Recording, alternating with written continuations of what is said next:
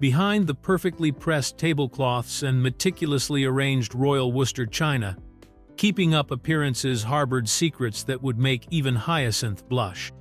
From a New Zealand construction company hat that became iconic to Patricia Routledge's scathing criticism of her own show's 2016 prequel, this beloved British sitcom was filled with more surprises than one of Hyacinth's candlelight suppers. The show's success spawned nearly 1,000 international sales, making it BBC Worldwide's most exported television program ever. But the behind-the-scenes stories reveal a production as chaotic as any bucket family gathering. Here are the 15 weird facts you didn't know about Keeping Up appearances 1990. Fact 1. Enslows' hat comes from New Zealand road construction. When viewers first met Enslow, the perpetually lazy husband of Daisy and constant embarrassment to social climber Hyacinth Bucket, one detail immediately caught their attention. Throughout all 44 episodes of Keeping Up appearances, Enslow wore the same baseball cap featuring the mysterious letters FH on the front, and the story behind how this prop ended up on the show is completely unexpected. The hat didn't come from the BBC's wardrobe department or any British prop supplier. Instead, those two letters stood for Fulton Hogan Limited, a major New Zealand asphalt and road construction company that specializes in building highways and airport runways. The connection between a British sitcom character and New Zealand road workers happened purely by chance during one of actor Geoffrey Hughes's promotional tours. While Hughes was in New Zealand promoting a theatrical production, he struck up a conversation with one of Fulton Hogan's truck drivers. The friendly driver, probably impressed by meeting a British actor, Hughes brought the cap back to England. And when it came time to develop Enslow's distinctive look for the show, the hat became part of the character's permanent wardrobe. What makes this story even more interesting is how perfectly the random piece of New Zealand construction gear fit Enslow's character.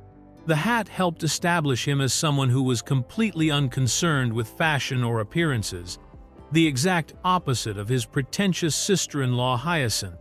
The worn baseball cap from a road construction company perfectly captured Enslow's working-class, bone-idle personality. The hat became so iconic that when Hughes reprised his role as Enslow for special compilation episodes years later, including Life Lessons from Enslow in 2008, he still wore the same Fulton Hogan cap. Even today, fans of the show recognize the FH logo as immediately as they would recognize Hyacinth's white slimline telephone, making a piece of New Zealand industrial workwear one of the most memorable props in British comedy history. Fact 2. The Royal Dalton. China wasn't actually Royal Dalton. Throughout the entire run of Keeping Up appearances, Hyacinth Bucket's most prized possession was her elegant tea set, which she constantly described to visitors as her Royal Dalton with the hand-painted periwinkles. She would carefully display this china during her infamous candlelight suppers, treating each cup and saucer like precious artifacts that proved her sophisticated taste and social standing. However, the reality behind this supposedly prestigious china reveals one of the show's most ironic secrets.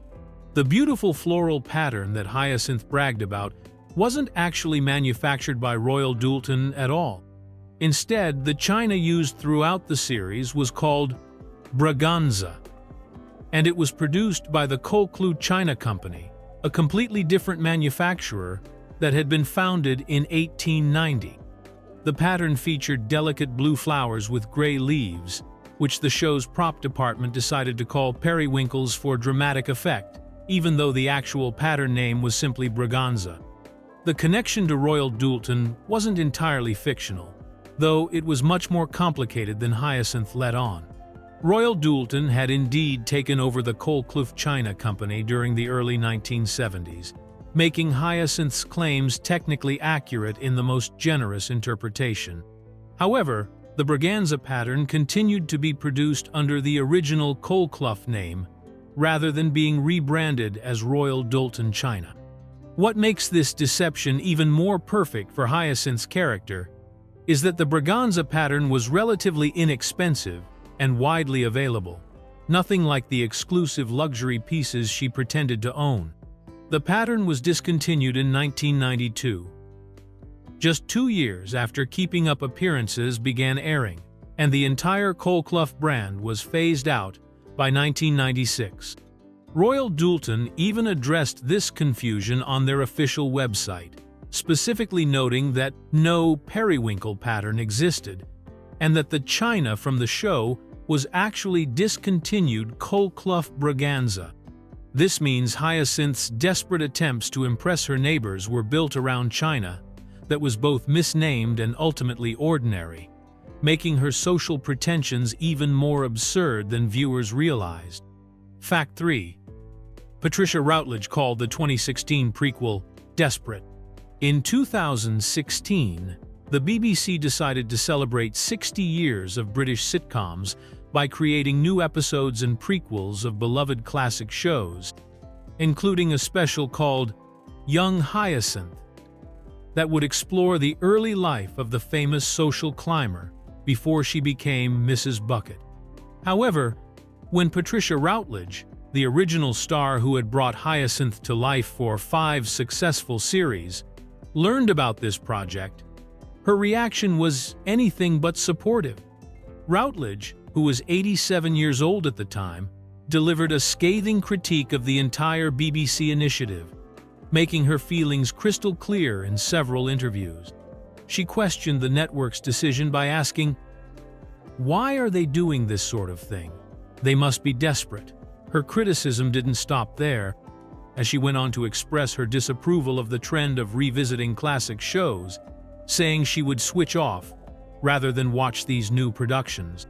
The legendary actress compared the current state of television unfavorably to what she considered the golden age of British comedy, specifically mentioning the great performers of the 70s and 80s like Ronnie Barker and Leonard Rossiter from Rising Damp. She also discovered that the BBC was planning to remake other classic shows like Porridge, which prompted her to add, "Remind me to switch off, please." What made this situation particularly awkward was that Carrie Howard, the actress chosen to play young Hyacinth, had grown up watching Patricia Routledge's performance and was genuinely excited about paying tribute to the original character.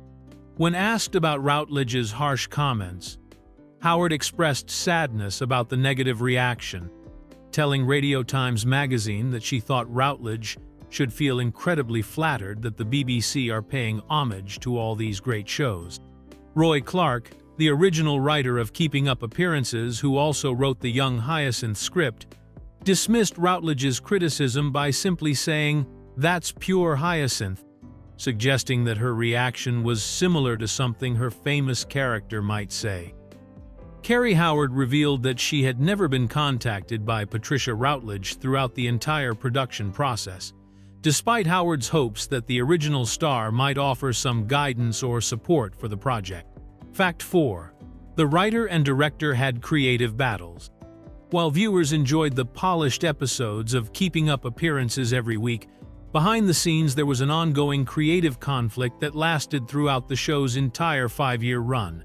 The tension existed between Roy Clark, the talented writer who created the series and wrote all the scripts, the producer-director who was responsible for actually filming those scripts and making them work on television. The root of the problem was Clark's unusual approach to television writing, which differed dramatically from most other scriptwriters in the industry. Unlike writers who typically stay involved with their shows during production, Clark preferred to work in complete isolation and rarely visited the filming locations or even watched the finished episodes of his own creation. This hands-off approach meant that Clark often wrote scenes that sounded brilliant on paper but were completely impractical or even impossible to film in real-world conditions. Harold Snow, who had extensive experience producing successful British comedies, found himself in the difficult position of having to make Clark's ambitious but unrealistic scripts actually work for television. This meant Snow frequently had to rewrite portions of the scripts to accommodate the practical realities of filming, including location limitations, actor capabilities, and basic laws of physics that Clark's imaginative scenarios sometimes ignored. What made this situation particularly frustrating was Clark's strong reaction to any changes made to his work. Despite his refusal to participate in the production process, Clark became furious whenever he discovered that Snow had modified his scripts, even when those changes were absolutely necessary to make the scenes filmable. Clark felt that any tampering with his carefully crafted dialogue and situations was completely unacceptable, while Snow believed that Clark was being unreasonable by writing impractical scenes and then refusing to adapt them. The ongoing conflict became so problematic that the production team eventually hired a dedicated script editor whose sole responsibility was to serve as a communication bridge between the two men. This editor's job was to keep Clark informed about any changes Snow needed to make, and to relay Clark's opinions about those modifications back to the production team, essentially acting as a diplomatic intermediary in what had become a creative Cold War. Fact 5. Daisy's cardigan was a wardrobe department find. One of the most memorable visual elements of Keeping Up Appearances was the stark contrast between Hyacinth's carefully coordinated outfits and the much more casual clothing worn by her working-class relatives. Among all the costume choices that helped define these characters, none became more instantly recognizable than the simple gray cardigan that Daisy wore throughout the entire series, a piece of clothing that perfectly captured her gentle but downtrodden personality. What makes this iconic costume piece particularly interesting is that it wasn't specially designed or purchased for the show by the BBC's costume department. Instead, actress Judy Cornwell, who played the sweet and long-suffering Daisy, personally selected the gray cardigan during a visit to the BBC's wardrobe department, where countless pieces of clothing from previous productions were stored and catalogued for future use. The wardrobe department at the BBC functioned like a massive library of costumes, containing thousands of items that had been used in various television shows, films, and theatrical productions over the years. When Cornwell was browsing through the available options to create Daisy's distinctive look, she came across the gray cardigan and immediately recognized that it was perfect for her character. The worn, comfortable appearance of the cardigan conveyed exactly the right impression of someone who had given up on trying to impress others and simply wanted to be comfortable in her own skin. This personal choice by Cornwell proved to be remarkably effective in establishing Daisy's character without requiring any dialogue or explicit explanation. The cardigan became so closely associated with Daisy that viewers could instantly identify her even in wide shots or group scenes, and it helped reinforce the class differences that were central to the show's comedy. The simple gray garment represented everything that Hyacinth desperately wanted to distance herself from, while simultaneously showing that Daisy had found a kind of contentment that her pretentious sister could never achieve. The cardigan remained a constant throughout all 5 series of the show, becoming as much a part of Daisy's identity as her cheerful demeanor and her patient tolerance of both her lazy husband Enslows and her demanding sister Hyacinth. Fact 6. There was a planned spin-off called Mind Your Manners. When Keeping Up Appearances ended in 1995 after Patricia Routledge decided to pursue other projects, writer Roy Clark wasn't ready to say goodbye to the world he had created. Clark developed an elaborate plan for a spin-off series that would have shifted the focus away from Hyacinth's social climbing adventures and instead followed her working-class relatives in an entirely new setting that promised to be just as rich with comedic possibilities. The proposed show was called Mind Your Manners, a clever play on words that hinted at both good behavior and grand estates. The plot would have centered around Enslows being forced to take what seemed like an easy job as a groundskeeper at a large manor house owned by a forgetful and rather bumbling old lord. However, the situation would become much more complicated when the elderly lord suddenly died, creating a legal dispute over who actually owned the property. According to Clark's detailed outline, Enslows, Daisy, and the promiscuous Rose would end up temporarily living in the manor house itself while the ownership question was being resolved. The lord's estranged brother would want to claim the estate, but Rose would immediately develop romantic interest in this new arrival, leading to predictable complications. The comedy would come from the clash between the working-class family and their snooty, wealthy neighbors, the Hydewhites, who would be horrified to have commoners living next door. The show would have featured an interesting backstory revealing that Mr. Hydewhite actually knew Enslows from their youth and owed him a debt of gratitude, because Enslows had once taken the blame for something to prevent Hydewhite from being arrested. To complete the cast, Sue Pollard, who was famous for her role in High to High, was approached to play Miss Dorothy Dottie Henshaw, the eccentric and easily flustered cook and housekeeper who would remain with the estate. The BBC showed enough interest in the concept that some preliminary location shooting was reportedly undertaken, and the project was referenced in official BBC literature during 1997 and 1998.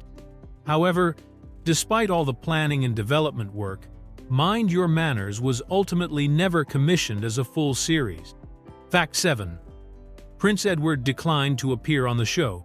The producers of Keeping Up Appearances once came remarkably close to featuring actual British royalty in one of their episodes, which would have been the ultimate validation of Hyacinth's desperate attempts to mingle with the upper classes. During the planning stages for Sea Fever, a Christmas special that would take Hyacinth and her family on a luxury cruise aboard the Queen Elizabeth II, the production team made the bold decision to reach out to the royal family with an unusual invitation. Prince Edward, who was the youngest son of Queen Elizabeth II and had shown interest in television and theater production throughout his career, was specifically approached by the BBC to make a guest appearance in this special episode. The invitation would have given Hyacinth the social triumph of her lifetime, allowing her to actually meet and interact with genuine royalty rather than simply fantasizing about such encounters during her visits to stately homes. For the show's writers and producers, having Prince Edward appear would have been the perfect culmination of Hyacinth's character arc, representing the ultimate achievement of her social climbing ambitions. The Sea Fever episode was already designed to be one of the most elaborate and luxurious settings the show had ever featured, with the cruise ship providing an appropriately grand backdrop for such a momentous meeting between Hyacinth and actual nobility. However, despite the production team's hopes and the potential for creating one of the most memorable moments in British television comedy, Prince Edward ultimately declined the invitation to participate in the show. The reasons for his decision were not made public, but it's possible that appearing on a comedy show where he would be involved in Hyacinth's often chaotic and embarrassing adventures might not have aligned with the royal family's public image preferences at the time. The rejection meant that Sea Fever proceeded without any royal guest appearances, though the episode still became one of the most beloved Christmas specials in the series. Hyacinth's dreams of rubbing shoulders with royalty remained just that. Dreams, which was probably more fitting for her character anyway. The fact that the BBC was confident enough in the show's popularity and respectability to approach a member of the royal family demonstrates just how successful and culturally significant Keeping Up Appearances had become by that point in its run. Fact 8. Patricia Routledge refused to film unbelievable scenes. While Patricia Routledge was famous for bringing Hyacinth Bucket to life with perfect comedic timing and physical comedy, what many viewers didn't realize was that she had very strong opinions about what her character would and wouldn't do. Throughout the production of Keeping Up Appearances, Routledge frequently challenged the scripts written by Roy Clark, refusing to perform scenes that she believed were too far-fetched or unrealistic for the character she had helped create. Routledge's approach to acting was grounded in maintaining believability, even within the heightened world of television comedy. When Clark would write scenarios that pushed Hyacinth's behavior beyond what Routledge considered plausible, the experienced actress would simply refuse to film those scenes as written. Her reasoning was that if the audience couldn't believe that Hyacinth would actually behave in a certain way, then the comedy would fall flat and the character's integrity would be compromised. This created an ongoing challenge for producer-director Harold Snowd, who found himself caught between a writer who preferred to work in isolation and create elaborate scenarios, and a lead actress who insisted on maintaining realistic character boundaries. When Routledge rejected a scene, Snowd would have to quickly figure out how to rewrite the material to make it work, while still preserving the comedic intent that Clark had originally envisioned. Routledge's refusals weren't based on personal preferences or diva-like behavior, but rather on her deep understanding of Hyacinth as a character. Having spent years developing the role, she had a clear sense of what Hyacinth would realistically do in various situations, and she was protective of that consistency. Her theatrical background and professional experience gave her the confidence to push back against scripts that she felt would damage the believability that was essential to the show's success. The result of these frequent script revisions was that many episodes went through multiple drafts before filming could begin. Snowd became skilled at quickly adapting Clark's more outlandish ideas into scenarios that satisfied both the writer's comedic vision and Routledge's standards for character authenticity. This collaborative process, though sometimes tense, ultimately contributed to the show's enduring appeal by ensuring that even Hyacinth's most ridiculous moments felt true to her character. Fact 9. Hyacinth's phone calls were always misdials. One of the most recurring comedic elements throughout Keeping Up Appearances was Hyacinth's ritualistic answering of her precious white slimline telephone with automatic redial, always greeting callers with her haughty announcement, "The bouquet residence, the lady of the house speaking." However, what seemed like a simple running gag actually contained a much deeper layer of irony that perfectly captured the essence of Hyacinth's character and her futile social ambitions. Throughout the entire 5-year run of the series, virtually every phone call that Hyacinth received was a wrong number from people trying to reach a local Chinese takeaway restaurant. These misdials would send Hyacinth into fits of indignation, as she would angrily demand that the restaurant change their phone number to stop the confusion, completely missing the obvious solution that she could simply change her own number instead. The brilliant irony of this situation was that these constant wrong numbers served as a perfect metaphor for Hyacinth's complete failure to achieve the exclusive social status she so desperately wanted. Despite all her efforts to present herself as sophisticated and upper class, her phone number was apparently so similar to a common takeaway restaurant that ordinary people constantly confused the two. This meant that instead of receiving calls from important social contacts, aristocratic friends, or prestigious organizations that would validate her self-image, Hyacinth's telephone was constantly ringing with requests for sweet and sour pork and fried rice. The writers used this recurring element to highlight how Hyacinth's pretensions were built on absolutely nothing substantial. Her phone, which she treated as a symbol of her importance and sophistication, actually connected her to the most mundane and working-class aspects of everyday life. The fact that she consistently refused to acknowledge that changing her own number would solve the problem showed how completely she misunderstood her actual place in the social hierarchy. This seemingly simple comedy device became one of the most effective ways the show demonstrated that Hyacinth's efforts to distance herself from ordinary people were not only unsuccessful but actually impossible, since she remained fundamentally connected to the very world she was trying so hard to escape. Fact 10. Geoffrey Hughes was Paul McCartney's voice. Long before Geoffrey Hughes became famous for lounging around in his vest and jeans as the bone idol Enslows, He had already made his mark in entertainment history through a completely unexpected connection to one of the world's most famous bands. In 1968, Hughes provided the voice of Paul McCartney in the Beatles' animated film Yellow Submarine, a psychedelic musical adventure that became a landmark of both animation and popular culture. This casting choice was particularly remarkable because it meant that Hughes, who would later become known for playing one of the most deliberately lazy characters in British television, was actually the voice behind one of the most energetic and creative musicians of the 20th century. The contrast between these two roles couldn't have been more dramatic, with McCartney representing ambition, creativity, and constant activity, while Enslows embodied the complete opposite philosophy of avoiding work at all costs. Yellow Submarine was a major production that required skilled voice actors who could capture the distinct personalities and speaking styles of each Beatles member without simply impersonating them. Hughes was chosen specifically for his ability to convey Paul McCartney's enthusiasm and charm through voice acting, demonstrating the range and talent that would later serve him well in television comedy.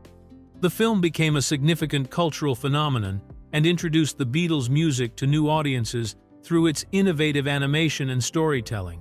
The fact that Hughes went from voicing a Beatle to playing Enslows shows the incredible diversity of his acting career, which spanned multiple decades and included everything from serious dramatic roles to broad comedy. His work on Yellow Submarine happened more than 20 years before Keeping Up appearances began, meaning that many viewers who knew him as Enslows had no idea about his connection to Beatles history.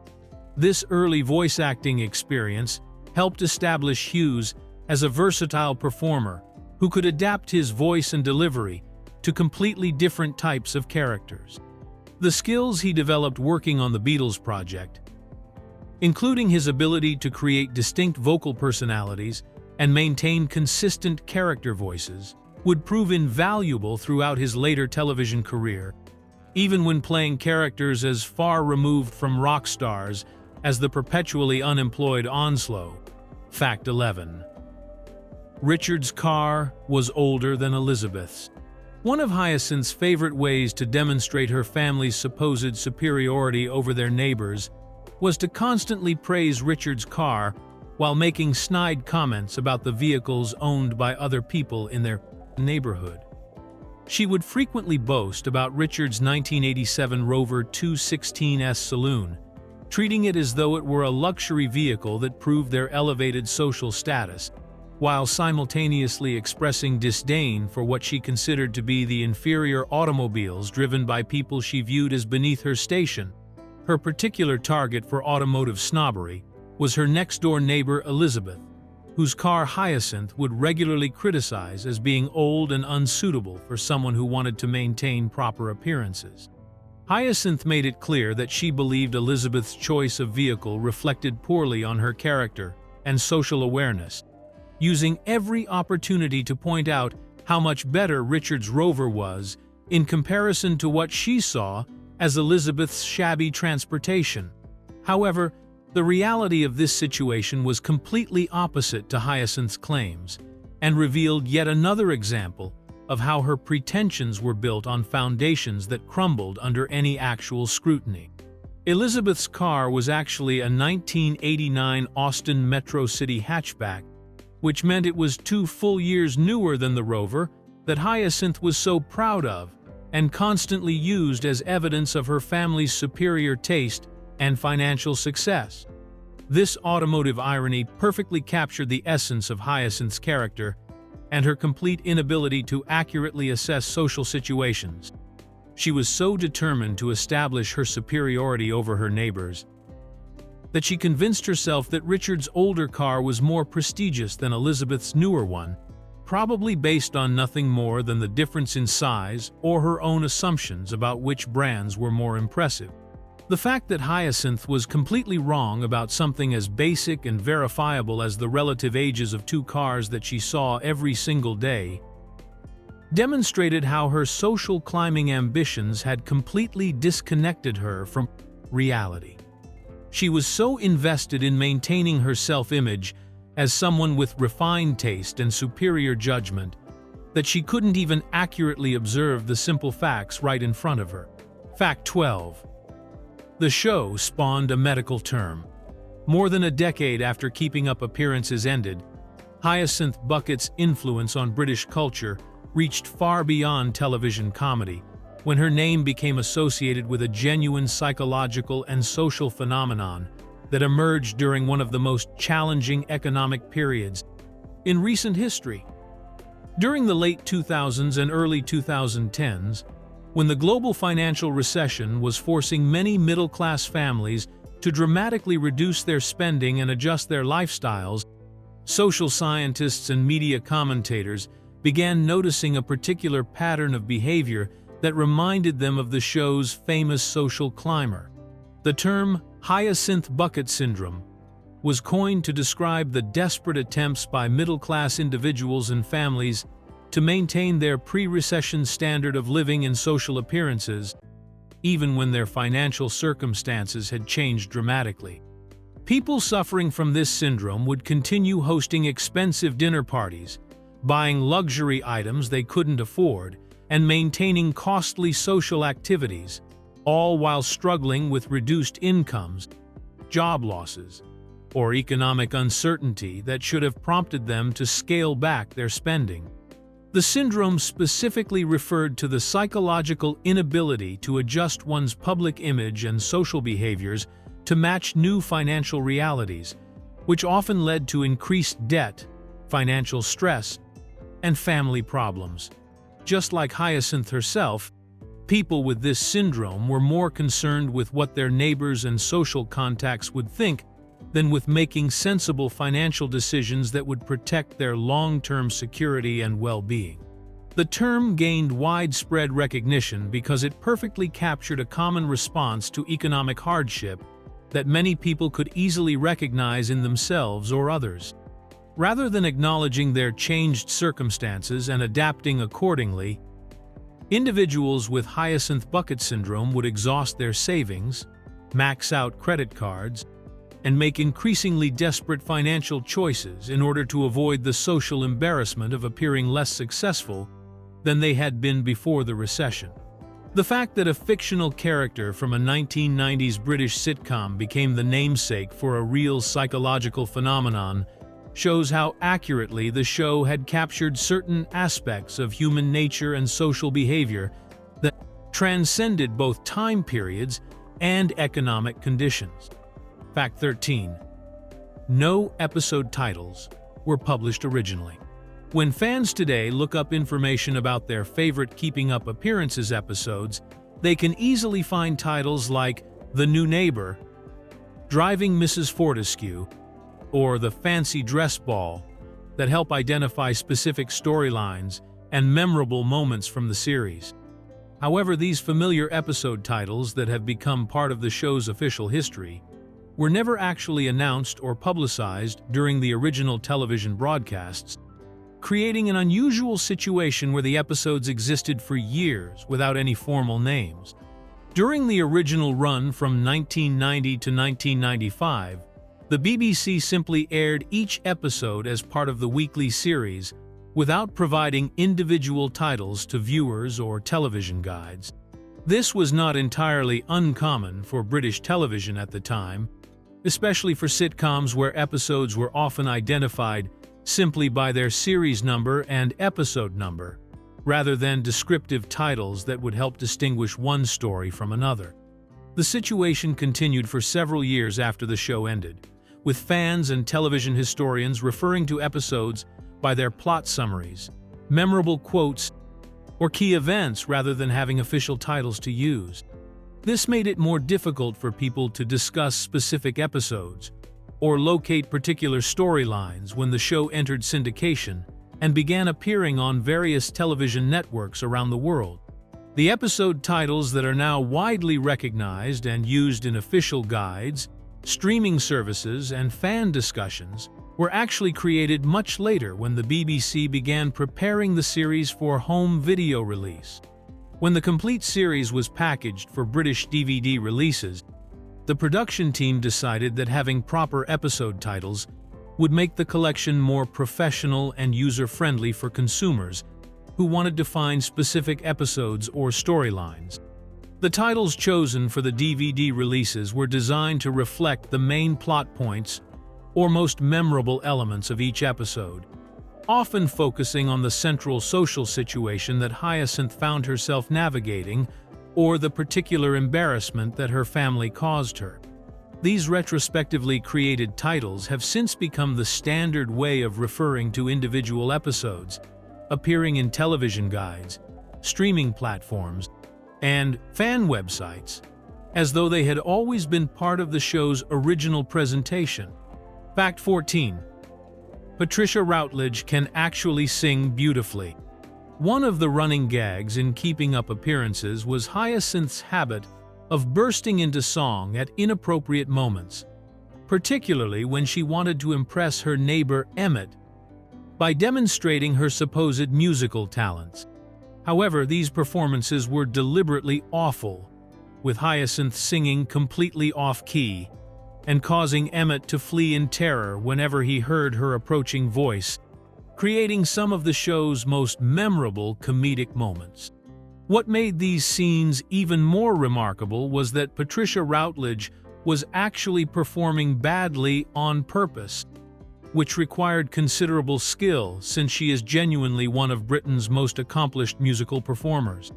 Routledge is a classically trained mezzo-soprano who had already established herself as a major talent in musical theater long before she ever auditioned for the role of Hyacinth Bucket, making her deliberate bad singing a masterclass in comedic acting. Routledge's musical career included numerous prestigious achievements that demonstrated her exceptional vocal abilities and stage presence.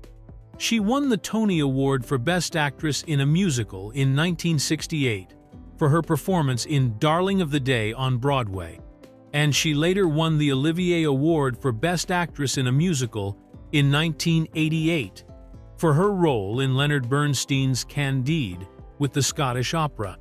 Throughout her theatrical career, Routledge performed in countless musical productions, including Gilbert and Sullivan operettas, where she recorded several BBC radio performances singing roles like Mad Margaret in Ruddigore and the title character in Iolanthe during 1966.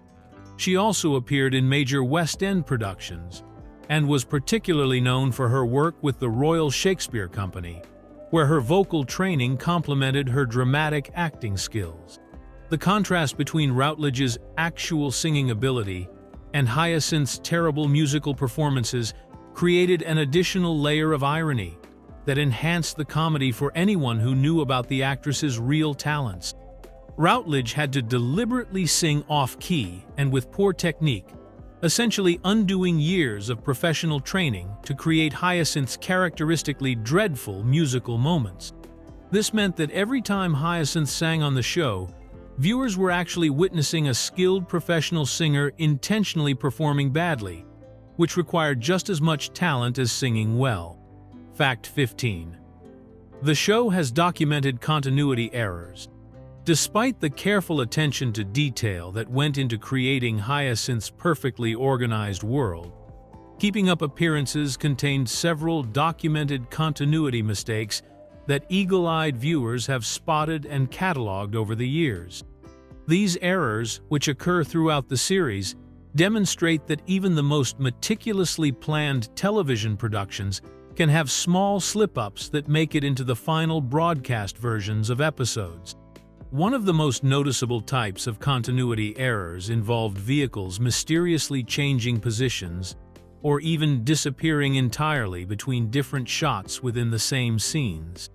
In one documented example, when Hyacinth and Elizabeth nearly crash into the Thorgunberry car on their way to church, careful viewers can spot two cars parked in the front garden of a house behind them during the beginning of the scene. However, by the end of the same sequence, a completely different white car has suddenly appeared in that same garden, replacing one of the original vehicles without any explanation.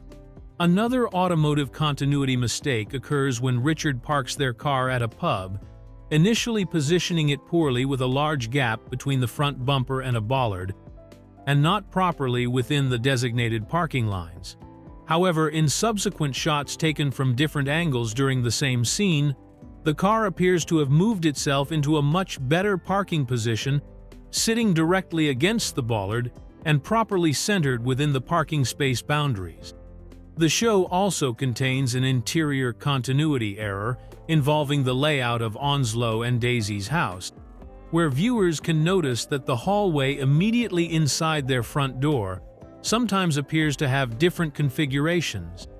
In some episodes, there appears to be a second door in the hallway that isn't visible or mentioned in other episodes, suggesting that the set was modified between filming sessions without maintaining complete consistency.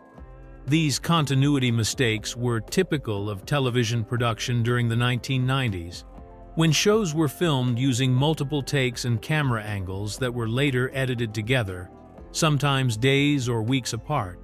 The errors in keeping up appearances have been documented by fans on websites dedicated to spotting movie and television mistakes, where they are preserved as amusing examples of how even beloved shows can have small imperfections that somehow escape the notice of editors and producers during the final review process.